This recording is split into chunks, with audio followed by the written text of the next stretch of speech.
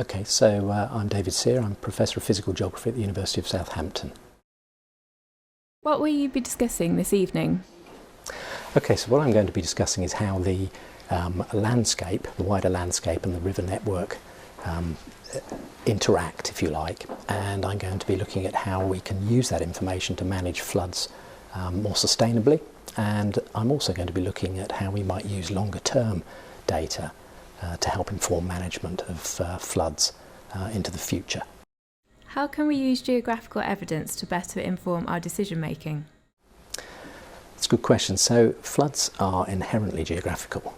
They connect the landscape to downstream communities, be they ecosystems or people. And so you're actually using information on the landscape in particular, its topography, its soils, vegetation types. But primarily we're using hydrological models to look at the way in which runoff is generated on the land and then is fed down the river network into the lower reaches and the floodplains there. The other geographical information we're using is one that's perhaps less familiar to many people, and that is the historical data that can be preserved in lake sediments, floodplain sediments, or indeed sediments that are deposited in upland streams. And there's a very long history of using that in geography, but actually it's not getting across into use by people who are actually doing the management of our watercourses and landscapes. So I'm going to be saying something about that. What kind of factors need to be taken into account to manage floods sustainably? That's a good question, and I think one thing I would say is it's not about just water. One of the key issues associated with flooding is actually the material it brings down with it, be it silt and mud which gets into people's homes, or whether it's pollutants that are mobilised during those events and then deposited over floodplains. So I would like to see a much better appreciation of the other elements to a flood that are just as important.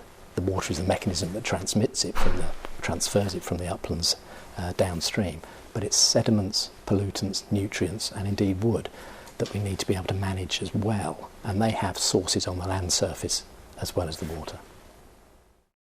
What one recommendation would you give to policymakers working to achieve sustainable flood risk management in the long term? Well, I think coming on the back of talking about the importance of land and water is we really do need to see a better integration of land and water policy generally, so that initiatives that are going on for biodiversity and conservation in our river catchments and farming, food production, is integrated more effectively with the management of water.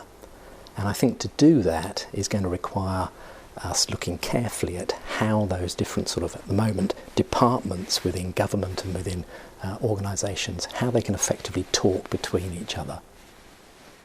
What needs to happen to make your recommendation a reality?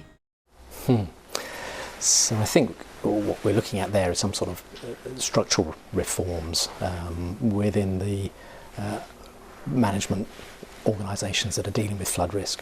And by that I mean organising them in such a way that there is a more effective transmission of information between them. So agriculture is talking to flooding, highways are talking to flooding, and conservation and biodiversity is talking to flooding as well, so that actually we get a true reflection of the actual processes that go on during floods.